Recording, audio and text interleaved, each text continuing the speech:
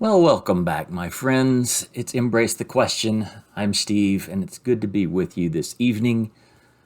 It is evening here. It may not be evening where you're at. In fact, I am thinking about releasing this video at a different time.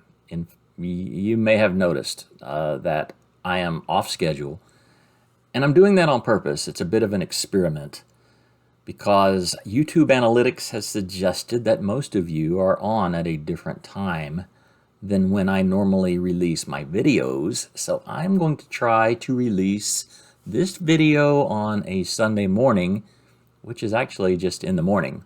I've been preparing for my message tonight all day long, and I've also been wondering, pondering, I guess, this passage in Genesis. We're in our Bible Study with Me series, and we're in Genesis chapter 46. Hope you're managing to keep up. Hope you're enjoying the lessons. You've probably noticed that everything about this look is a little different. My glasses are missing. Again, just trying some new things. Actually, my light has gone out. Okay, so what little light I have is being generated by this tiny little light above my monitor, and it's very insufficient, and I've got to buy a new light. So everything looks wonky on this video. Apologies. But let's take a look at Genesis 46 because, again, we are winding up Genesis, and this is the culmination of a long story right here. So let's go to the reading and take a look. All right, Genesis 46, verse 1. So Israel took his journey with all that he had and came to Beersheba and offered sacrifices to the God of his father Isaac. And God spoke to Israel in visions of the night and said, "Jacob, Jacob." And he said, "Here am I." Then he said, "I am God, the God of your father. Do not be afraid to go down to Egypt, for there I will make you into a great nation." I find that really interesting that God is going to bring Israel into Egypt. Think about that statement. He's going to bring Israel into Egypt in order to make him great. Again, I will recap this, but for many of you, you're already thinking about, well, if Egypt is sin, at least metaphorically sin, of course, then how do you get to move into Egypt and become great? It's almost like Egypt is a womb of sorts. Are you catching that maybe? Let's keep going. Verse 4, "I myself will go down with you to Egypt, and I will also bring you up again. And Joseph's hand shall close your eyes."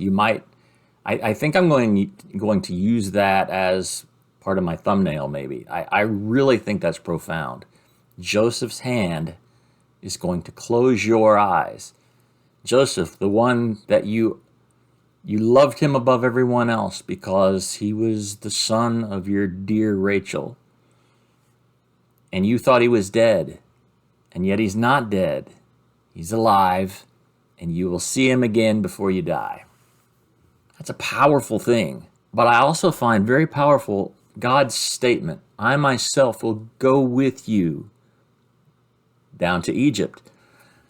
A lot of people get this idea. We're still in Genesis, and we covered the creation story. And it's easy, I think, to get the idea, especially as we have translated Scripture, that when Adam fell, when he transgressed, he was ushered from the garden, that he was basically being kicked out and separated from God. And I find that to not be true.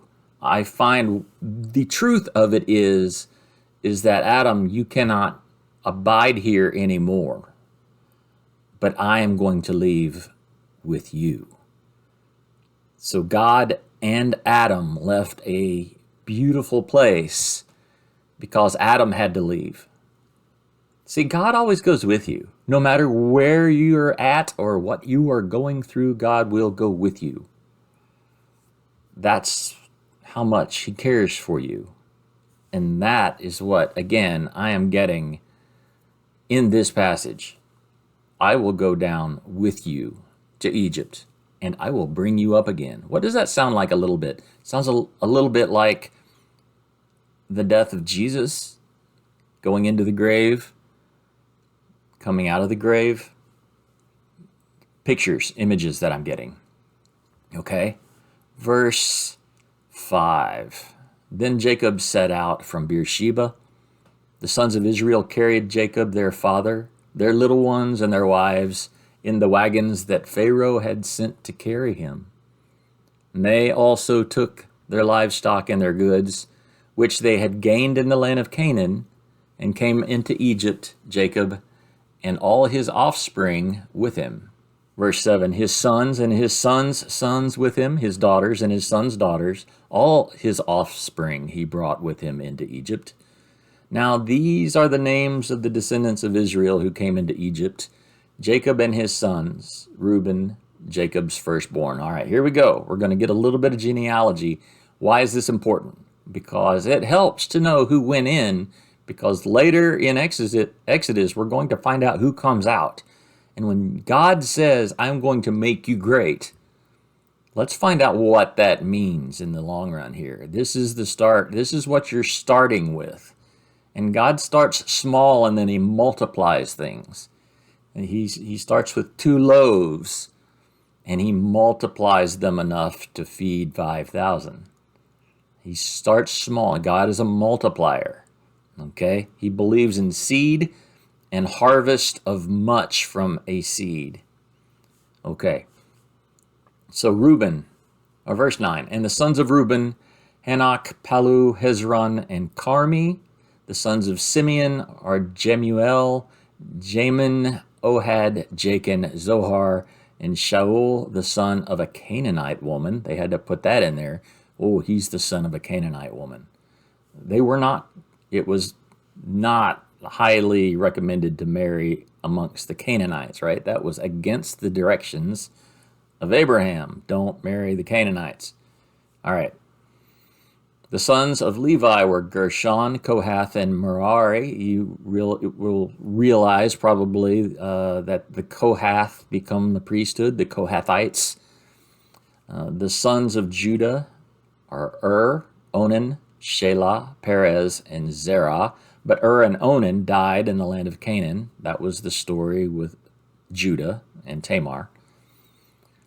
And the sons of Perez were Hezron and Hamul. Verse 13. The sons of Issachar were Tola, Puva, Yob, and Shimron. The sons of Zebulun are Sered, Elon, and Jaleel. These are the sons of Leah, whom she bore to Jacob in Padan Aram, together with his daughter Dinah. Altogether, his sons and his daughters numbered 33. Interesting number, isn't it? 33. Two numbers of completion, a 3 and a 3. All right. The sons of Gad are Ziphion, Haggai, Shuni, Ezbon, Eri, Adonai, or Erodai, and Erelai. It is a workout. The sons of Asher are Imnah, Ishva, Ishvi, Beriah, with Sarah, their sister. Interesting that she would be named. And the sons of Beriah are Heber and Melchiel. These are the sons of Zilpah, whom Laban gave to Leah his daughter, and these she bore to Jacob, 16 persons. All right, still in the genealogy. Verse 19. The sons of Rachel are Rachel, Jacob's wife, are Joseph and Benjamin. And to Joseph in the land of Egypt were born Manasseh and Ephraim, whom Asenath, the daughter of Potipharah, the priest of On, bore to him. Okay. Let's stop right there, because that is such a departure, right? We have all of these that have been kind of home in the land of Canaan, doing their thing, marrying the right people for the most part, having sons, daughters, grandsons. And then we have Joseph, our picture, our type, our shadow of Jesus, who is far removed into this land that is completely foreign. And Joseph marries a daughter of Potiphar, the priest of On. See, it almost seems like Joseph is immersed in this ugly paganism compared to what Abraham would have considered pure. Right? So we've got this complete departure. He's immersed in something that Abraham would have said, oh no, this is not good. This is so not of God. And yet, here is Joseph being productive in the land of Egypt. I liken it to Jesus who comes into the earth. He's the Word made flesh. And his own reject him, and he turns his gaze to a people that did not know him, a people that were foreign. And then that's the church, basically. In the Torah, it's said by Moses, I believe, if my memory serves, that I will provoke you, Israel, with a nation that is not a nation. I will provoke you with a nation that is not a nation. What does that mean? I will provoke you with somebody that's going to be later a group of people that I will make mine. I'm going to provoke you by that group of people. They don't exist yet, but they will exist.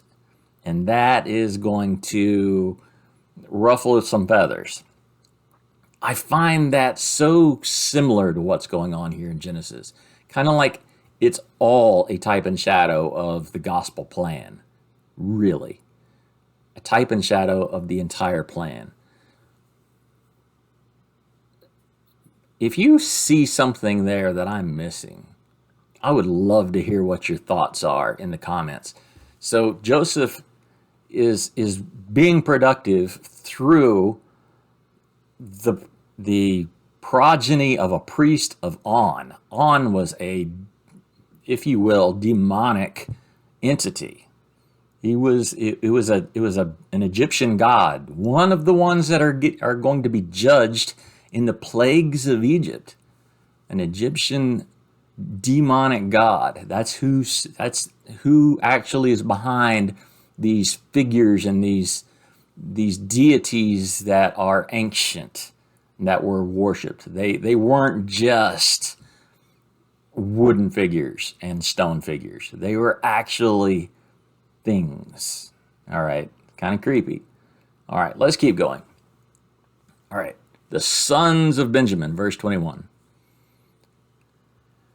And the sons of Benjamin, Bela, Baker, Ashbel, Gera, Naaman, Ehi, Rosh, Mupim, Hupim, and Ard.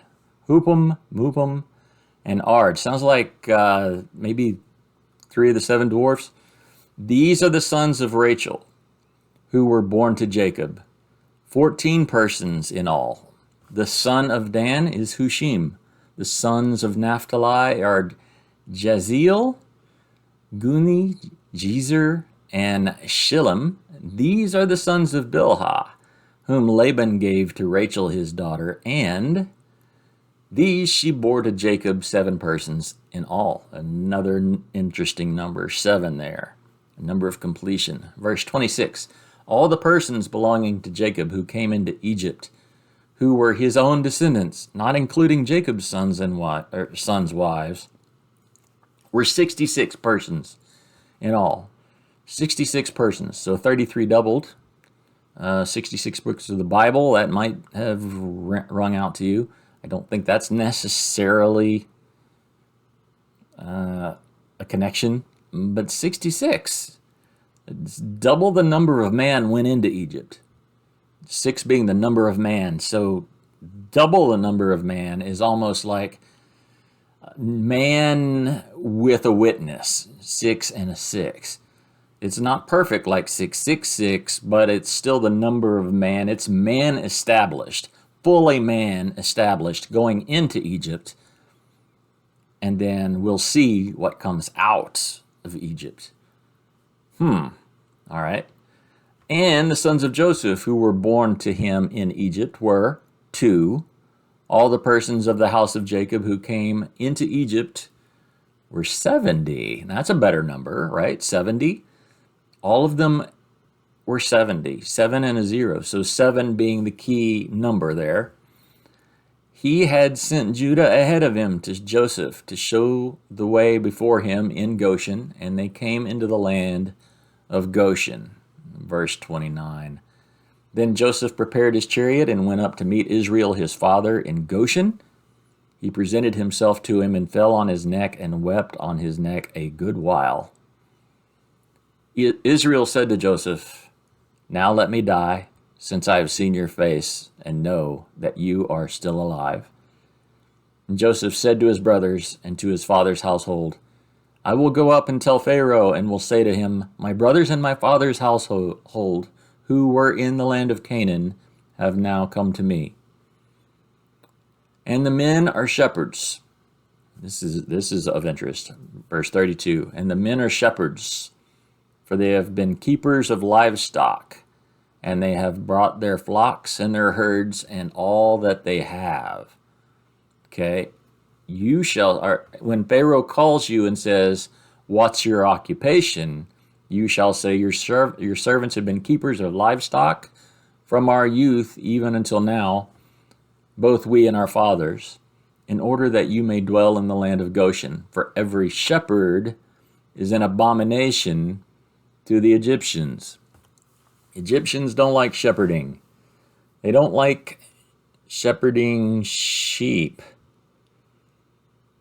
They want to say, we are keepers of livestock from our youth even until now.